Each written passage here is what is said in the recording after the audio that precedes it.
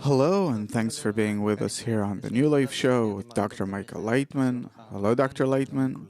Hello, everyone. Hello, Yael Shadael. Hello. And today we'd like to talk about anger. Anger is a feeling that really overwhelms you. Sometimes it erupts, and we'd like to understand, where does it come from, why, and what for? Be with us. Yael, please. Yeah, we're angry a lot in life. We're angry at our country, at society, our parents, our kids, our neighbors, and so on. Anger gets the best of us even when we try to control it. We're trying to control, manage it, and suddenly, boom, suddenly something on the inside explodes, and the rest is history. Anger releases stress hormones in our body. Cortisol, adrenaline, raises our blood pressure. There are those that say that it's hazardous to our health, and there are those that say that it's actually good, that it allows us to release some pressure, and that we can use it in beneficial ways. In general, anger pushes us out of balance. It's like showing a bull a red flag, and that's all that we see. When we're angry, we're focused only on that red flag. And on this show, we'd like to understand, what is anger? How can we deal with it? And I'd like to open with the question, what is anger in your perception? Anger is the control of the ego over man in a way that he wants to be in control. He wants to control. Man wants to control a situation, to control others, himself, doesn't matter what. But he feels that he's not in control of something. As a result, he feels anger, that things aren't going his way. And this feeling that things aren't going his way brings him to a place, to a state called anger. That's it. Is there also anger on lower degrees of development than man, on the vegetative, animate levels? Yeah, and everything. Anger could be that I put my hand into my pocket, and instead of $5 that I want to take out, I take out $10. You can say that I'm happier. No, I'm also angry.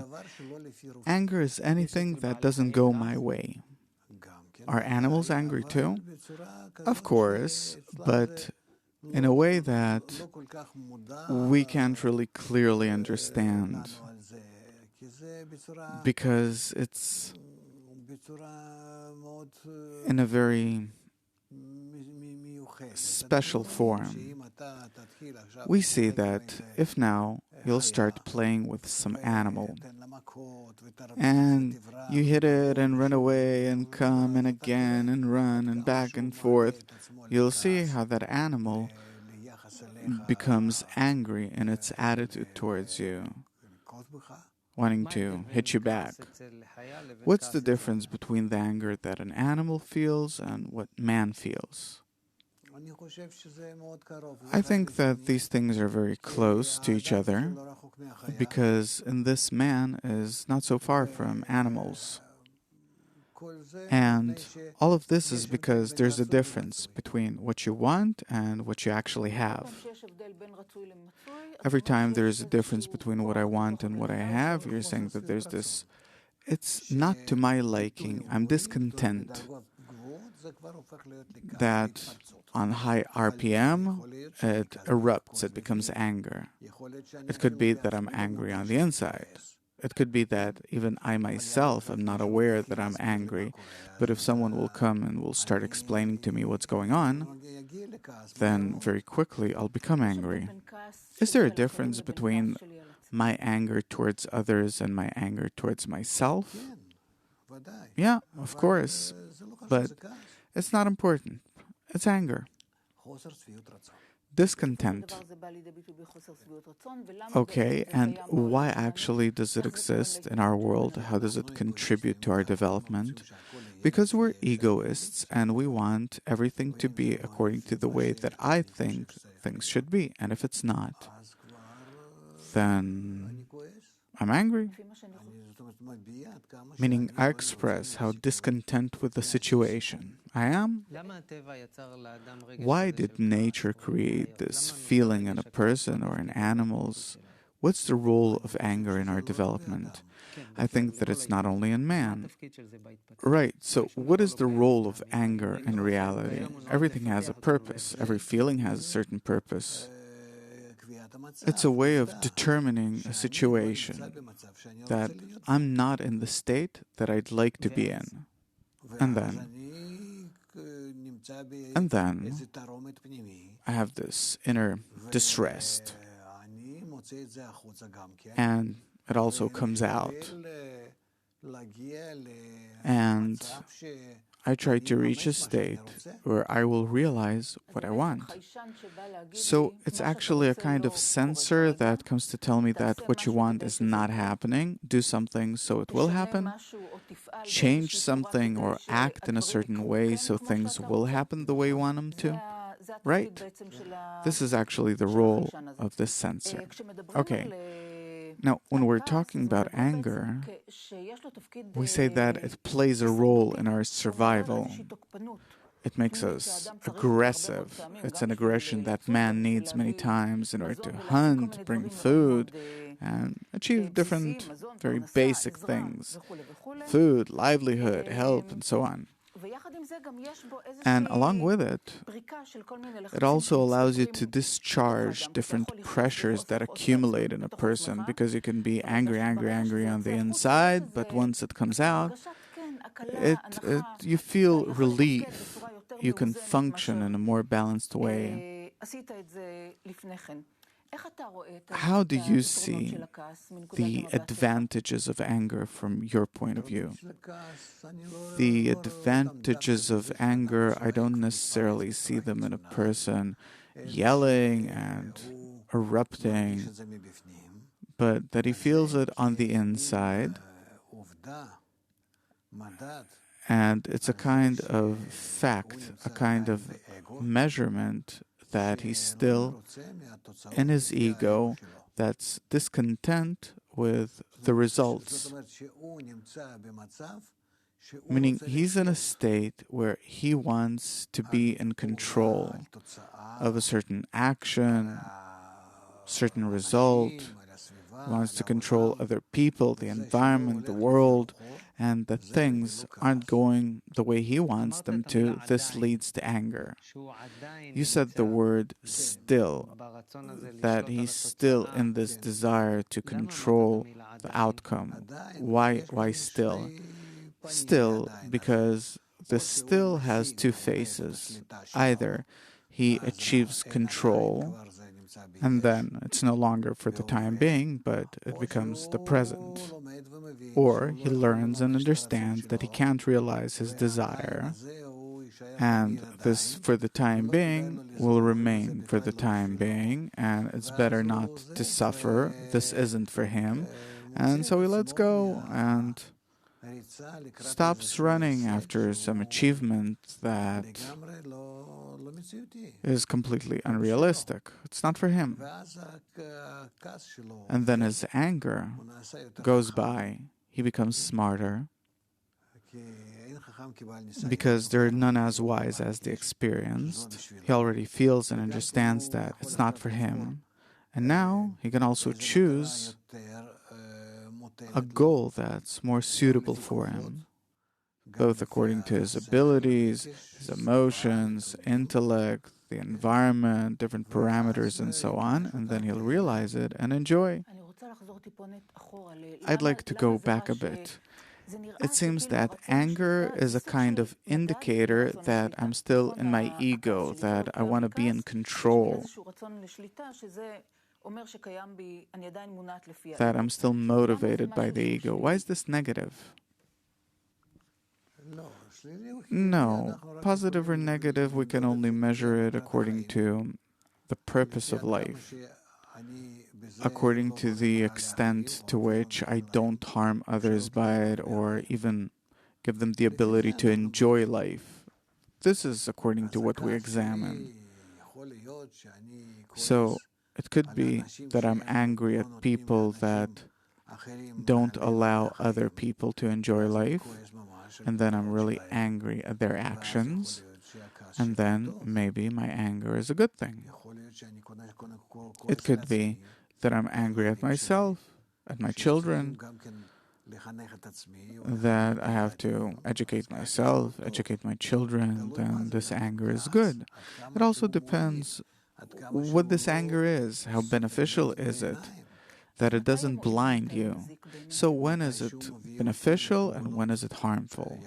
When it leads me to good, correct actions, in which I act to the benefit of others, and when is this anger harmful? When I want to calm my anger down by using others. So, anger that causes you to exploit others is negative, and an anger that advances myself, others, and the rest of the world is actually an anger that, okay, it's a positive kind of energy that can bring us to a better place. It's not positive energy, but it can work in a positive way. Okay, there are many negative things about anger. First of all, anger, it causes stress and conflict with others, where there is a difference between what I want and the way others behave and so on, which isn't always to my liking. It causes a person to feel alienated, that he doesn't belong. It creates many times a cycle of aggression, that I'm angry, I become aggressive towards others, they're angry at me, aggressive towards me, and so on. And there's a kind of cycle of aggression that's hard to come out of. And it brings to violence and aggression in society in general. How do you see the shortcomings of anger? What are the shortcomings of anger? Anger, according to the wisdom of Kabbalah, is not such a good thing. It means that a person's unbalanced, that his mind and emotions are disbalanced. He's unbalanced because the evil inclination, his ego, is controlling him right now, allowing him to feel that you're better than others, and that here you deserve to have things your way by sheer force. Meaning, anger completely distorts the picture of the world, of mankind, society, the family even, and so on. Anger demands urgently, first and foremost. It needs balance. It's very hard to reach balance because we can balance anger only by the upper force, by the force that's opposite to it. And in our world, in us, there's nothing that can deal with anger, because anger is the expression of my ego that tells me, you're great, you're the boss, you deserve it, and so on. And there's nothing that I can answer, because I really feel that I'm a unique being, a unique creature. And anger explains this fact that it's truly so. Only that I need to use my uniqueness in a different way in order to rise above it, in order to explain to everyone what anger is, how do we overcome it, how above the anger we connect with one another, how do we reach unity, connection, where all of this anger actually becomes a uniting, a connecting force, then all these things are still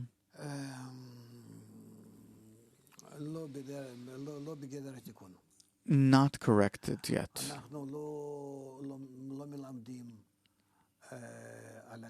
We don't teach about anger, how to cope with it. We don't teach children how to do it. It really has to start from the very first day that a baby comes into this world, because he already starts to demand and be angry. We don't understand it, really. But anger is the expression of the egoistic will to receive that all of us are in from the day we're born. So what do we have to teach about anger from infancy? First of all, to calm down. When a person's angry, there's no point in talking to him because it blinds his eyes and shuts his ears, and in general, a person can't understand anything, any message. So how do you calm a person down? To show him that we're not impressed with his anger and that it's not okay. Not that we're not impressed with him, that we disregard him, but that it is unacceptable, that his behavior is unacceptable. The only thing that can work here is an example. How do we control our anger and allow it to exist? We hear it from someone, from something, and we wait for it to pass, and when it passes, then we continue with the order of the day, and along with it, we also show that person that fell into anger how unacceptable this behavior is in our eyes. So we have to work at it slowly and take into consideration that a person that's angry, he doesn't hear anything. He's out of his mind. And then to learn, how can we nonetheless change our attitude toward anger? Meaning that it's a demonstration of the great big ego that suddenly became revealed, and how can we deal with this ego? And once I relate to anger as the demonstration of the ego, what way of thinking, what kind of attitude should come from this? You should have the right environment. Without the right, correct environment, there's nothing to talk about. The correct environment has to show a person that all of these things that he's going through right now is an opportunity to overcome the anger and rise to the next level. Rise to what? Above the anger. That means that he has already ascended. Ascended to what? Spiritually. Meaning what? That now, by treating this anger, relating to it as helpmate against him, he can now rise above this anger and to really determine his degree there, higher than before. So what's above the anger? He rises to what? To rise meaning to overcome? Yeah. And then he rises to what? Then he rises to what we write our songs about, like in our relationships. He rises above that state of anger. Previously, you said that the solution for anger is balance, but it's really hard to reach balance because once you're angry, it's so powerful, overwhelming, that there's nothing that can stand against it. Because a person feels that he wants to be in control, he wants to be the boss of things, and if things don't go my way, a person erupts. So, what can help a person become balanced again? Only if that person understands that he's being toyed with from above.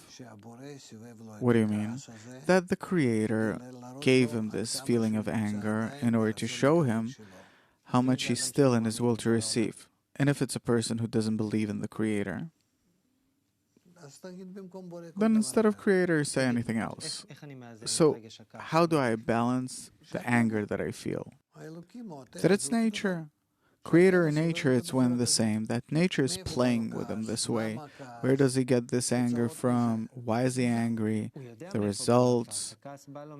He understands where this anger comes from. It's because things aren't going his way, as he said. I'm not in control of the situation. You said it's the difference between what you have and what you want. This is why I feel anger. So how do I balance that? Where it comes from, this I understand. That it's taking the best of me, this I understand. How do I balance it? This I don't understand. With the help of society, you have to draw from society the good force that will balance your anger. What kind of force is it? Positive force.